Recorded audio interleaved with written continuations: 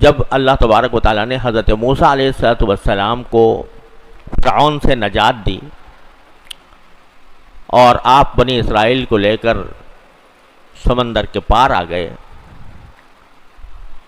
تو اصل مقصد یہ تھا کہ بنی اسرائیل جو حضرت یعقوب علیہ السلام کی اولاد تھے، یہ اصل میں فلسطین کے رہنے والے تھے، فلسطین ہی میں یہ پلے بڑھے تھے، اور حضرت یعقوب علیہ السلام جو حضرت اسحاق کے صاحبزادے تھے، حضرت یوسف علیہ السلام کے والد، وہ بھی وہیں پر رہتے تھے۔ پھر حضرت یوسف علیہ السلام کا مشہور واقعہ ہے کہ اللہ تعالیٰ نے ان کو مصر کا بادشاہ بنا دیا۔ تو مصر کا بادشاہ بننے کے بعد جو بنی اسرائیل حضرت یعقوب علیہ السلام کی اولاد، وہ فلسطین سے مصر منتقل ہو گئے، کیونکہ یوسف علیہ السلام وہاں کے بادشاہ تھے اور وہ چاہتے تھے کہ میرے خاندان یہیں پر جا کر آباد ہو، تو وہ وہاں جا کر آباد ہو گئے تھے، اور کچھ عرصے تک تو بہت اچھی زندگی گزری۔ بعد میں فرعون آنے لگے اور انہوں نے بنی اسرائیل کو تنگ کرنا شروع کر دیا، تو اللہ تبارک و تعالیٰ نے حضرت موسیٰ علیہ السلام کو یہ ذمہ داری سونپی کہ آپ ایک طرف تو لوگوں کو ہدایت دیں اور دوسری طرف بنی اسرائیل کو فرعون کے مظالم سے نجات دلا کر واپس ان کے اپنے اصل وطن یعنی فلسطین واپس لے جائیں۔ چنانچہ اللہ تبارک و تعالیٰ نے فرعون کو شکست دی، وہ سمندر میں غرق ہوا اور یہ سمندر پار اتر گئے صحرائے سینا میں۔ صحرائے سینا سے راستہ جاتا تھا فلسطین کا۔ تو اب حضرت موسیٰ علیہ السلام کو اللہ تعالیٰ کا حکم ہوا کہ ان کو لے کر جاؤ اور جا کر فلسطین کو آباد کرو۔ اس دوران فلسطین پر ایک بہت طاقتور قوم تھی، عمالقہ کہلاتی تھی، وہ قابض ہو گئی تھی۔ تو وہاں جب جانے کا وقت آیا تو موسیٰ علیہ السلام نے اللہ تعالیٰ کا یہ حکم پہنچایا کہ اب تم فلسطین چلو، وہاں تمہیں جہاد کرنا پڑے گا عمالقہ سے۔ اب بنی اسرائیل جو ہیں وہ نافرمانی ان کی طبیعت میں تھی، تو موسیٰ علیہ السلام کی بات نہیں مانی، کہا کہ جاؤ تم اور تمہارا اللہ جا کے لڑ لے، ہم تو یہیں بیٹھے رہیں گے، ہم وہاں داخل نہیں ہو۔ ان فیہا قوما جبارین، وہاں تو بہت ہی طاقتور لوگ قسم کے آباد ہیں، عمالقہ بہت طاقتور لوگ تھے، تو ہم تو نہیں جائیں گے وہاں۔ حضرت موسیٰ علیہ السلام نے اللہ تعالیٰ سے فریاد کی کہ اللہ میں ہوں، میرا بھائی ہے ہارون علیہ السلام، ہمیں اپنے اوپر طاقت ہے، ان لوگوں یہ لوگ نافرمان ہیں، ہماری بات نہیں مانتے۔ تو اللہ تعالیٰ نے فرمایا کہ اچھا جب یہ نہیں مانتے تو پھر ان کو جانا نہیں چاہتے تو ان کو یہیں میدان تیہ میں یعنی صحرائے سینا میں ان کو 40 سال تک بھٹکنا پڑے گا اور ان کو کوئی شہر نصیب نہیں ہوگا، اور یہ راستے میں بھٹکتے رہیں گے اسی صحرائے سینا میں۔ اس کو میدان تیہ بھی کہا جاتا ہے۔ چنانچہ 40 سال تک وہ صحرائے سینا میں، جس کو میدان تیہ بھی کہتے ہیں، 40 سال تک بھٹکتے رہے۔ اسی دوران موسیٰ علیہ السلام کا انتقال ہو گیا، وہیں 40 میدان تیہ کے اندر یا صحرائے سینا کے اندر حضرت موسیٰ علیہ السلام کا انتقال ہو گیا۔ ان کے نائب تھے حضرت یوشع علیہ السلام، جن کے ساتھ وہ حضرت خضر علیہ السلام سے ملنے کے لیے بھی تشریف لے گئے تھے۔ یوشع علیہ السلام نے کسی طرح بنی اسرائیل کو کچھ غیرت دلا کر اور کسی طرح آمادہ کر کے تیار کیا کہ بھائی اللہ کے راستے میں جہاد بڑی نعمت ہے، اللہ تعالیٰ کی مدد تمہارے ساتھ ہوگی تو تم جہاد میں شروع کرو۔ تو جہاد شروع کیا۔ کچھ تھوڑی بہت بستیاں حضرت یوشع علیہ السلام کے زمانے میں فتح ہو گئی تھیں۔ اس وقت حضرت یوشع علیہ السلام کے ساتھیوں نے جو نیک تھے کچھ علاقے فتح کیے، لیکن فلسطین کا ایک بڑا حصہ ابھی تک ان طاقتور قوموں کے نیچے تھا، زیر حکم ان کے ہاتھ میں تھا، جن سے لوگ بڑے ڈرتے تھے۔ تو اس وقت انہوں نے تقریباً حضرت موسیٰ علیہ السلام کے تقریباً 300 سال کے بعد کچھ علاقے آباد ہو گئے تھے، فتح ہو گئے تھے، اور بڑے علاقے جو ہیں وہ ابھی تک ان کے کنٹرول میں تھے۔ جب بنی اسرائیل سے کہا گیا کہ بھائی تم اب ان سے جہاد کر کے فلسطین کے علاقے واپس لو، تو وہ کہتے تھے کہ اچھا ہمارا کوئی بادشاہ بھیج دو، کوئی بادشاہ بنا دے، تو وہ اس بادشاہ کے زیر نگرانی ہم جہاد کریں گے۔ تو اللہ تبارک و تعالیٰ نے حضرت سموئیل علیہ السلام اس وقت پیغمبر تھے، انہوں نے اللہ تعالیٰ سے دعا کی، تو اللہ تعالیٰ نے ان کے ساتھ طالوت کو بادشاہ بنا کر بھیجا کہ اب ان کی سرکردگی میں تم جہاد کرو۔ طالوت کو بھیجا۔ شروع میں تو ان لوگوں نے اپنی نافرمانی کی عادت کی وجہ سے ان کا بھی پر بھی اعتراض شروع کر دیا کہ یہ طالوت کیسے بادشاہ بن سکتا ہے، یہ ہم زیادہ خطار ہیں بادشاہ بننے کے۔ لیکن بالآخر حضرت سموئیل علیہ السلام نے ان کو آمادہ کیا اور کہا کہ طالوت کے زیر نگرانی تم جہاد کرو عمالقہ سے، فلسطین کے اوپر جو لوگ قابض ہیں ان سے۔ جب روانہ ہوئے تو دیکھنا یہ تھا کہ ان میں سے کون ایسا ہے جو دشمن کے مقابلے میں ثابت قدم رہے۔ دشمن بڑا طاقتور، بڑے ہٹے کٹے لوگ تھے، بڑے قداور لوگ تھے، بڑے پہلوان قسم کے لوگ تھے۔ ان کے مقابلے میں کون ہے جو ثابت قدم رہتا ہے جہاد میں؟ تو حضرت سموئیل علیہ السلام نے ایک اعلان کیا پورے لشکر میں، یہ اعلان کیا کہ دیکھو اب ہم دریائے اردن کے اوپر سے گزریں گے، کیونکہ دریائے اردن جو ہے اسی کے پار وہ فلسطین کا علاقہ آتا ہے، اب بھی اللہ بچائے وہ بھی اب بھی یہودیوں کے قبضے میں ہے، تو اس وقت وہ عمالقہ کے قبضے میں تھا دریائے اردن کے پار۔ تو جب اس دریائے اردن پر پہنچو تو حضرت سموئیل علیہ السلام نے لوگوں سے کہا کہ اس دریا سے پانی نہ پینا، ایک آدھ چلو لے لیا تو کوئی بات نہیں، لیکن بہت پیٹ بھر کے پانی پیو یا اس میں ذخیرہ کر لو اس پانی کا اپنے ساتھ، ایسا نہ کرنا۔ اور یہ علامت ہوگی اس بات کی، جو میری یہ بات مانے گا کہ پانی نہ پیے، اس دریا سے پانی نہ پیے، جو میری یہ بات مانے گا تو اس کا مطلب یہ ہے کہ وہ میرا ہے، یعنی میرے لشکر میں رہنے کا حقدار ہے، اور میرا ہونے کی وجہ سے میں اس کی لیے دعا کروں گا اور وہ میرا ساتھی بنے گا اس جہاد کے اندر۔ اور جس نے میرے اس حکم کی نافرمانی کی اور پانی پی لیا ڈھیروں اس نہر سے، تو وہ میرا آدمی نہیں ہے۔ یہ در حقیقت حضرت موسیٰ علیہ السلام نے ایک علامت مقرر فرمائی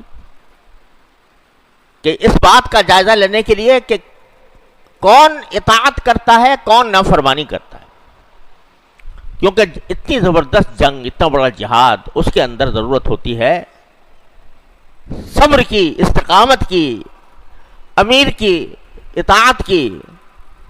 تو یہ دیکھو کہ کون ہے جو اطاعت کرنے والا ہے اور ثابت قدم رہنے والا ہے۔ تو یہ ایک طرح سے ایک ٹیسٹ مقرر فرمایا حضرت سموئیل علیہ السلام نے۔ اب ہوتا کیا ہے کہ جب آدمی سفر کر رہا ہوتا ہے، وہ علاقے جو ہے نا سارے، وہ پانی کمیاب ہے، وہاں پر کم ہے پانی۔ اب ایک دریا آ گیا، پیاس کی حالت میں دریا آ گیا، اب پیاس بھی لگی ہوئی ہے، سفر میں بھی ہیں، جہاد کے لیے جا رہے ہیں، دریا پار کر کے دشمن سے مقابلہ ہونے والا ہے، تو کچھ پانی تو پی لیں کہ پانی سے کچھ تازہ دم ہو جائے، لیکن حکم یہ ہے کہ نہ پیو۔ تو یہ کڑی آزمائش تھی تو قرآن کہتا ہے کہ انہوں نے تو یہ کہا تھا کہ مُوَلَّمْ يَطْعَمْهُ فَإِنَّهُ مِنِّي إِلَّا مَنِ اغْتَرَفَ غُرْفَةً بِيَدِهِ، جو اس سے پانی نہیں پیے گا وہ میرا ہے، میرے لشکر میں ہے، اللہ یہ کہ ایک آدھ چلو پیاس بجھانے کے لیے کسی نے کر لیا۔ لیکن اللہ بچائے، بنی اسرائیل کی سرشت میں نافرمانی تو تھی، تو قرآن کہتا ہے فَشَرِبُوا مِنْهُ إِلَّا قَلِيلًا مِّنْهُمْ، سبھی نے پانی پیا مزے سے، خوب ڈکارے لے لے کر پانی پیا، الا قلیلا منہم، البتہ کچھ لوگ تھے جو ثابت قدم رہے نبی کی ہدایت پر اور انہوں نے پانی نہیں پیا۔ یہ در حقیقت نبی کی طرف سے ایک آزمائش بھی تھی، ایک ٹیسٹ بھی تھا اور ایک تعلیم بھی تھی کہ بندے کا کام یہ ہے کہ وہ اپنی نفسانی خواہشات کے پیچھے چلنے کے بجائے وہ اللہ کے حکم کی اطاعت میں لگے، چاہے نفسانی خواہشات اسے کسی طرف بھی بلا رہی ہوں، ان کو کچل کر، ان کو پامال کر کے، ان کو پیچھے ڈال کر اللہ تبارک و تعالیٰ کے حکم کی پیروی کرے۔ جو یہ کرے گا اس کو پتہ نصیب ہوگی۔ نتیجہ کیا ہوا؟ جب اکثر لوگ پانی پی کے وہاں سے ڈکارتے ہوئے نکلے دریائے اردن سے، سامنے لشکر نظر آیا زبردست عمالقہ کا، اور وہاں پر ایک سردار تھا، جالوت اس کا نام تھا، بڑا قوی ہیکل اور بڑا طاقتور، وہ مسلسل لوگوں کو چیلنج دے رہا تھا کہ آئے کوئی میرے مقابلے پر، آئے کوئی میرے مقابلے پر، حل من مبارز۔ جب یہ منظر دیکھا تو کہنے لگے، وہی جنہوں نے پانی پیا تھا نا، وہ کہنے لا طاقت لنا اليوم بجالوت وجنودہ، ہماری طاقت نہیں ہے کہ ہم جالوت اور اس کے لشکر سے ٹکرائیں۔ اور جنہوں نے پانی نہیں پیا تھا، اطاعت کی تھی، وہ سب یہ منظر دیکھنے کے بعد کہ اتنا بڑا لشکر پڑا ہوا ہے، قوی ہیکل لوگ ہیں، ہتھیاروں سے مسلح ہیں، اور ہمارے خود بہت سے ساتھی پھسل گئے ہیں، تو ہم تھوڑے سے آدمی رہ گئے ہیں جو ان کا مقابلہ کریں۔ تو کہا کم من فئۃ قلیلۃ غلبت فئۃ کثیرۃ باذن اللہ۔ ان کی زبان، جنہوں نے پانی پیا تھا، ان کی زبان پر تو یہ تھا کہ بھائی ہم تو مارے گئے، ہمارے اندر طاقت نہیں ہے کہ جالوت اور اس کے لشکر کا مقابلہ کریں، لیکن ان کی زبان پر یہ بات آئی جو ثابت قدم رہے تھے، پانی نہیں پیا تھا، نبی کی اطاعت کی تھی، انہوں نے کہا کم من فئۃ قلیلۃ غلبت فئۃ کثیرۃ باذن اللہ۔ ارے ڈرتے کیوں ہو؟ فتح اور نصرت کسی آدمی کی طرف سے نہیں ہوتی، فتح نصرت تو اللہ تعالیٰ کی طرف سے ہوتی ہے، اور کتنی ہی چھوٹی جماعتیں ہیں جنہوں نے بڑی جماعتوں کے اوپر فتح پائی اللہ کے حکم سے۔ فتح دینے والا، نصرت کرنے والا اور دشمن سے بچانے والا یہ ہتھیار نہیں ہوتے، یہ اللہ ہوتا ہے۔ تو کم من فئۃ قلیلۃ غلبت فئۃ کثیرۃ باذن اللہ۔ اب کیا ہوا؟ ایک طرف تو انہوں نے یہ جملہ کہہ دیا کہ ارے بھائی، جن لوگوں کے دل میں اگر کچھ ڈر پیدا ہو رہا ہے نکالو اس ڈر کو، اس لیے کہ تم اللہ کے نام پر نکلے ہو، اللہ کے لیے نکلے ہو، تو لہذا اگر تمہاری جماعت چھوٹی ہے، تمہاری نفری کم ہے، تو ڈرنے کی ضرورت نہیں، اللہ تبارک و تعالیٰ کے حکم سے چھوٹی جماعتیں بھی بڑی جماعتوں پر غالب آ جاتی ہیں۔ ایک طرف تو لوگوں کو یہ حوصلہ دیا، اور دوسری طرف پروردگار سے مانگا ربنا افرغ علینا صبرا وثبت اقدامنا وانصرنا علی القوم الکافرین۔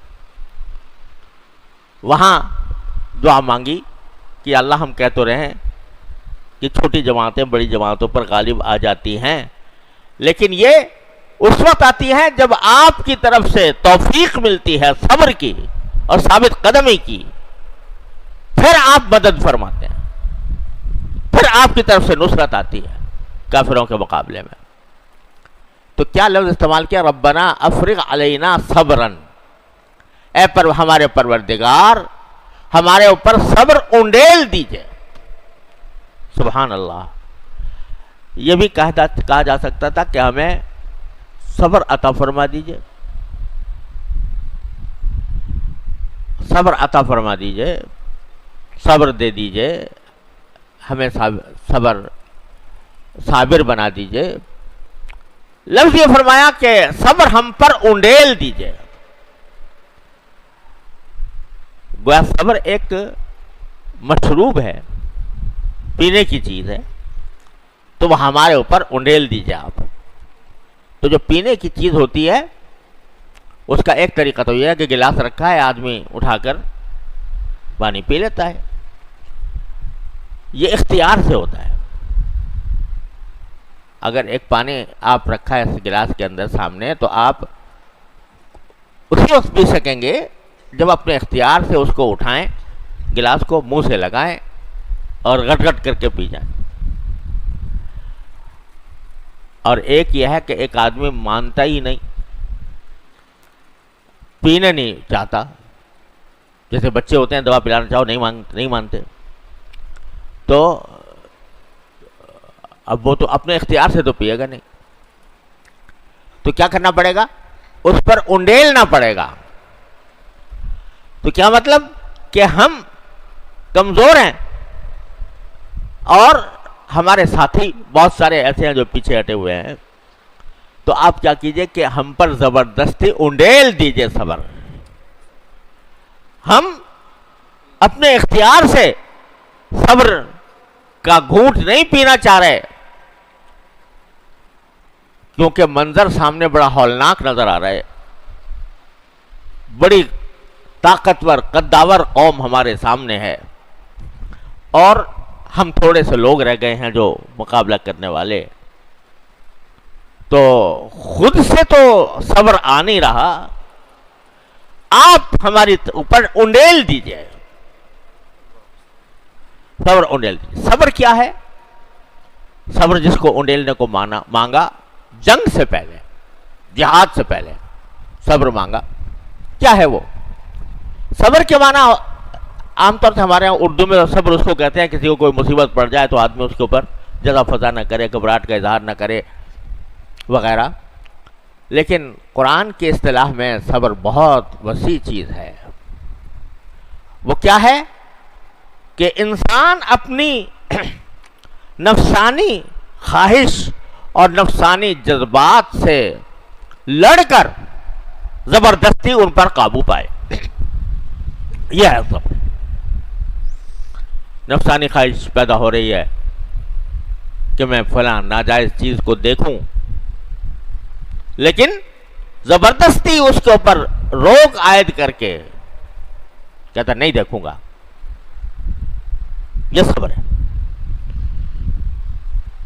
اب جیسے وہ دریا کے اندر بتایا تھا نا، اب پیاس لگ رہی ہے، سفر کی حالت میں ہے، دشمن سے مقابلہ ہونے والا ہے.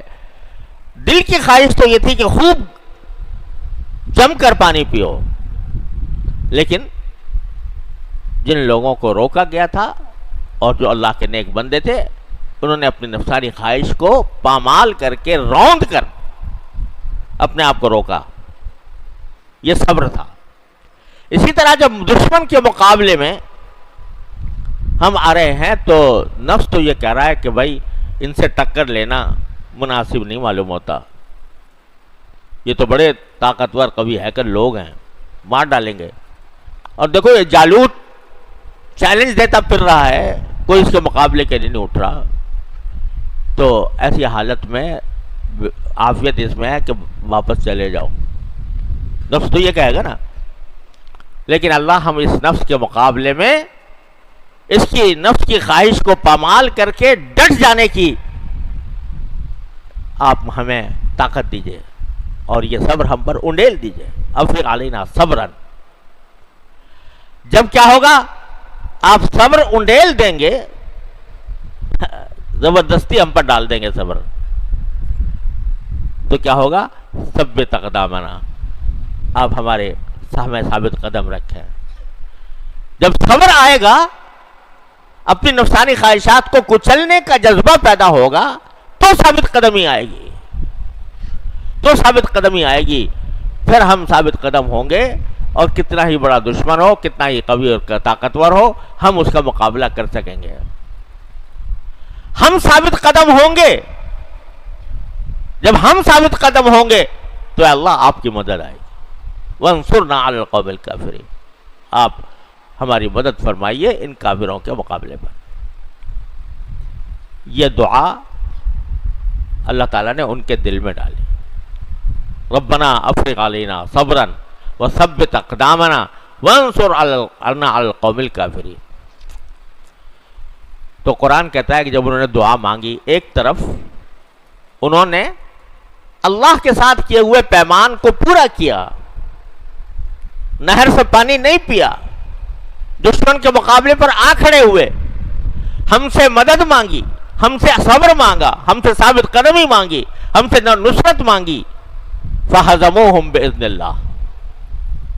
تو انہوں نے اتنے بڑے طاقتور دشمن کو اللہ کے حکم سے شکست دے دی۔ وقتل داؤد جالوت، اور داؤد علیہ السلام نے جالوت کو قتل کر دیا۔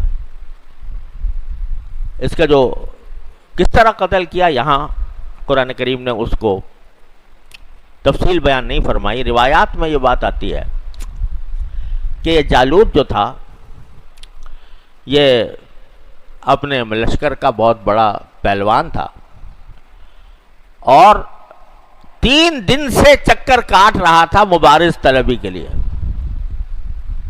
یعنی بلا رہا تھا، دعوت دے رہا تھا، آئے کوئی میرے مقابلے پر، آئے کوئی میرے مقابلے پر۔ پہلے زمانے میں جو جنگیں ہوتی تھی نا، تو پہلے کچھ انفرادی مقابلے ہوا کرتے تھے، ایک آدمی نکل کے دوسرے لشکر کو دعوت دیتا تھا کہ آؤ میرے مقابلے پر آؤ۔ تو یہ مبارزت کر رہا تھا، آدمی اتنا قوی ہیکل تھا اور اتنا زبردست تھا، اور ہتھیار اس کے دیکھنے میں اتنے قاتل لگ رہے تھے کہ اس کو دیکھ کر کسی کی ہمت نہیں ہو رہی تھی کہ میں آگے جا کر اس کا مقابلہ کروں۔ 3 دن ہو گئے تھے اسی چکر میں، لوگ ڈٹے ہوئے تو تھے، لیکن کسی کو یہ مقابلہ کرنے کی ہمت نہیں ہو رہی تھی کہ میں آگے جا کر اس سے مقابلہ کروں۔ داؤد علیہ السلام اس وقت نوجوان تھے، اور بیت المقدس سے کچھ فاصلے پر ایک بستی میں رہتے تھے۔ ان کے 3 بڑے بھائی جنگ میں شریک تھے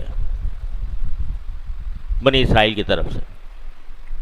یہ نوعمر تھے، اس واسطے یہ اپنے باپ کی خدمت کے لیے گھر میں رہے ہوئے تھے۔ جب جنگ کو 3 دن گزر گئے تو ان کے باپ نے ان کو کہا کہ بھئی تمہارے 3 بھائی لڑنے کے لیے گئے ہوئے ہیں، تو ان کی ذرا خبر لے کر آؤ، کیا حال ہے۔ یہ خبر لینے کے لیے پہنچے، لڑنے کے لیے نہیں، اپنے بھائیوں کی خبر لینے کے لیے پہنچے۔ دیکھا تو جالوت چکر لگا رہا تھا مبارزت طلب کرنے کے لیے، بار بار بڑے بھڑکے دے رہا تھا، بھڑکے مار رہا تھا، آئے کوئی میرے مقابلے میں، آئے کوئی مقابلے۔ داؤد علیہ السلام نے دیکھا کہ کوئی اس کے مقابلے کے لیے آگے بڑھ نہیں رہا، تو ان کو غیرت آئی کہ اتنے دیر سے ہی آوازیں لگا رہا ہے اور کوئی آگے نہیں بڑھتا۔